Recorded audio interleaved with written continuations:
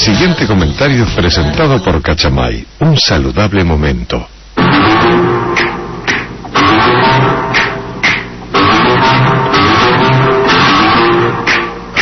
Bueno, fuera del tema de la inseguridad que vamos a tratar en un par de minutos, hay 5 noticias económicas importantes esta mañana y 2 noticias políticas importantes esta mañana.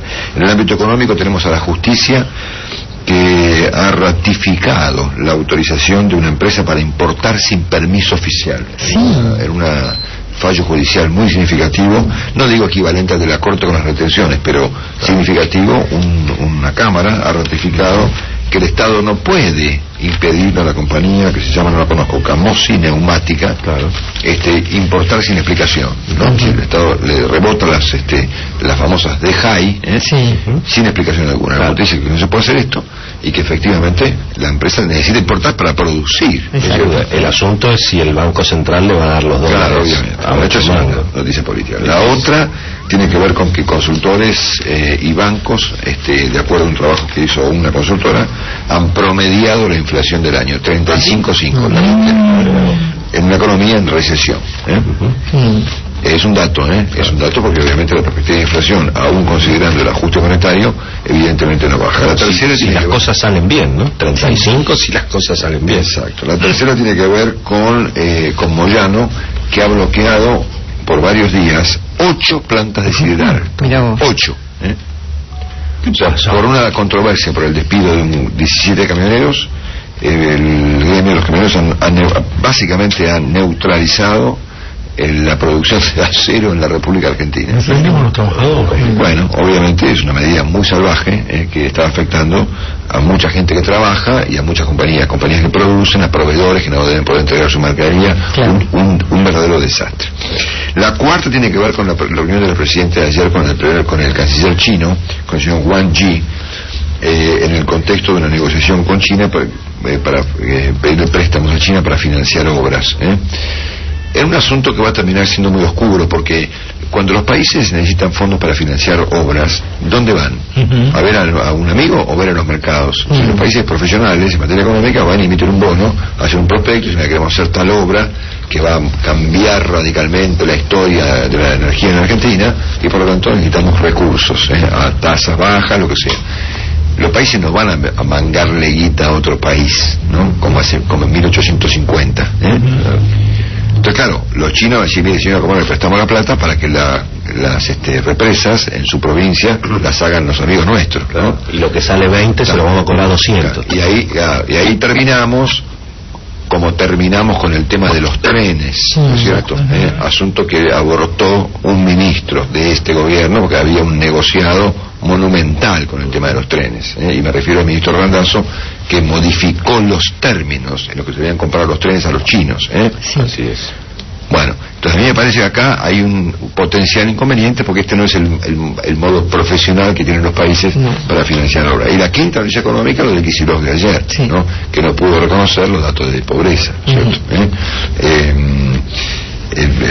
Esta cuestión del empalme que mencionó el Capitanillo como explicación, que fracasó el empalme, obviamente estamos claros que el gobierno no puede decir que la pobreza es el 4%. No. Y tampoco puede reconocer que es el 30%, ¿no? Claro. Sobre este punto, y lo más breve posible, nuestro amigo Luis Seco, su primo, el primo de Fortunato, nos mandó a mí, a Willy, hace un rato, un mail muy interesante, recordando la novela del famoso George Orwell. Exactamente.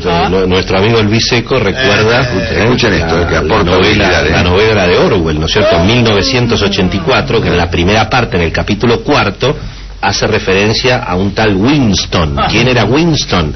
Era el que manejaba las cifras del Ministerio de la Abundancia. Claro. Y naturalmente no podía, igual que Kicillof, resolver el problema del empalme, ¿no es cierto? Porque era cada vez tan disparatada las cifras que tenía que manejar, que finalmente ya a nadie le interesaba si se producía más o se producía menos, en este caso zapatos, porque andaba todo el mundo descalzo. Exacto, ¿no? Ponían que producían millones de zapatos, pero la gente andaba en patas, ¿no es cierto? Winston, así es Winston, bueno, esos son los temas económicos del día. En el plano político está el muy desafortunado comentario que hizo ayer el jefe de gabinete, Jorge Capitanich, sobre el Frente Amplio UNEN que se presentó en asunto que da, por supuesto, para la discusión que yo mismo propuse ayer acá, cuando comentábamos, obviamente, que este frente que se estrenó ayer muestra o exhibe, obviamente, diferencias visibles. A mí me llamó la atención que hubiese 18 dirigentes en un escenario sin abrir la boca, bueno, un montón de cosas raras que son, por supuesto, comentables, discutibles, interesantes, curiosas en muchos casos, sobre todo por el hecho de que gran parte de este sector, digamos, de Frente Amplio UNEN, una parte está con Macri, otra parte no. Esto es una discusión muy interesante que, de hecho, hoy plantea muy bien nuestro amigo Carlos Pañi en Etapa de la Nación. Pero ¿qué fue lo que hizo Capitanich ayer? Nos descalificó en un nivel que, a ver, los países no hacen estas cosas, ¿no? Yo no escucho al presidente del Uruguay, al presidente del Brasil, al presidente de Chile, al presidente norteamericano, al presidente de Colombia decir que un partido político rival es un conjunto de gente vinculada al narcotráfico, a las tradiciones y a la hiperinflación. Es un insulto que no se puede. A ver, Capitanich me parece que es un tipo fenómeno, pero que no está consciente de su rol, ¿no? O sea, él no es un piquetero, no es Luis Delía, no es un tipo que está en el frente de la batalla ahí insultando gente, un puntero político. Es el jefe de gabinete de un país, tiene un cargo constitucional. Y en términos de tener un cargo constitucional puede hacer esto. O sea, vos podés estar en desacuerdo con las ideas, si es que tienen alguna, lo del Frente Amplio, ¿no es cierto? Pero desde el estrado de la nación, desde una oficina pública, desde la Casa Rosada, no se puede decir que, bueno, que finalmente estos tipos son unos tipos vinculados con la hiperinflación, con el narcotráfico y con las traiciones. Pero esto le hace mal ¿a quién? A Capitanich. Y le hace mal a la idea de que en la Argentina hay un gobierno nacional que en un punto es un partido político que disputa el poder, pero tienen que gobernar para todos los argentinos. Entonces quiere que los tienen que echar del país y son narcotraficantes y traidores. Entonces, obviamente, la otra noticia política del día, y es la más importante de todas, es la reacción que tuvo Randazzo frente a esto. Que dijo, no, mire, esto no se puede hacer. ¿Entendés? Hace un rato el ministro Randazzo dijo que no, ¿cómo es que no me parece que descalificar sea el camino, ¿no? Una definición muy razonable. Agregó además, por supuesto, que existe un problema de inseguridad. Entonces, claro, a mí me parece que esto le hace mucho daño tanto a Capitanich como a la idea, como al gobierno de la nación. Uno escucha a presidentes de países insultando de este modo a eventuales rivales políticos del futuro, ¿no es cierto? Ni Cristina habló en estos términos de los de UNEN. Una cosa innecesaria, insultante, agraviante, y además no tiene que ver con el debate, porque uno puede debatir con la gente del Frente Amplio UNEN respecto de pila de cosas. Yo mismo lo hice el día de ayer. Para mí no se me ocurre decir, mira, Ernesto Sanz es un narcotraficante. ¿Por qué te está hablando? No, claro. Una pena por el rol, por el cargo del jefe de gabinete. Finalmente un comentario respecto al tema de la inseguridad. A mí me parece que nuestro amigo Eduardo Bussi acaba de cometer una equivocación muy usual entre los argentinos frente al tema de la inseguridad, que el gobierno no reconoce el problema. Todos repetimos todo el tiempo que el gobierno no reconoce el asunto. Lo mismo hemos hecho con la inflación, y mucha gente supone equivocadamente que el problema está en que el gobierno no reconoce el problema. Y yo llegué a la conclusión en los últimos tiempos respecto de que efectivamente esto no es así, que el gobierno reconoce el problema. En el caso de la inflación lo reconoce, solo que lo atribuye a cuestiones fantasmagóricas, digamos. Supone que la inflación es un problema de disputa distributiva, que es la culpa de no sé quién, y que se la resuelve justamente porque se la reconoce, se la resuelve aplicando un brutal control de precios. Obviamente que no sirve para nada, ¿no es cierto? Entonces no hay tal cosa como que el gobierno no reconoce. El gobierno sí reconoce, creo que lo reconoce, solo que se lo atribuye a razones de carácter, digamos, político, ¿no es cierto? Que la inflación es parte de una conspiración, que la corrida cambiaria es un problema de que querían voltear y no sé quién. Toda una visión, digamos, infantil del problema, sí reconocido. En el caso de la inseguridad, ¿cómo que la presidenta no lo reconoce? Claro que lo reconoce, solo que le echa la culpa a los medios, que es casi, diría yo, mirá lo que te voy a decir, casi es peor que no reconocerlo. Puede decir, mira, no lo reconoce, bueno, algún día lo reconocerá. Claro. Es decir, si alguien no ve algo, uno puede presumir que esa persona que no ve un hecho, ¿no es cierto?, finalmente en algún momento lo verá. Ante la evidencia de los acontecimientos, tendrá que reconocer que el fenómeno existe, ¿no es cierto? Pero este no es el caso de la Presidenta de la República. La Presidenta sí reconoce el tema. No solamente lo reconoce, lo va a buscar al año 93. Y ayer por cadena nacional exhibe la tapa de un diario de hace 19 años. Si no ven que el problema existe desde hace mucho tiempo, ¿yo qué tengo que ver?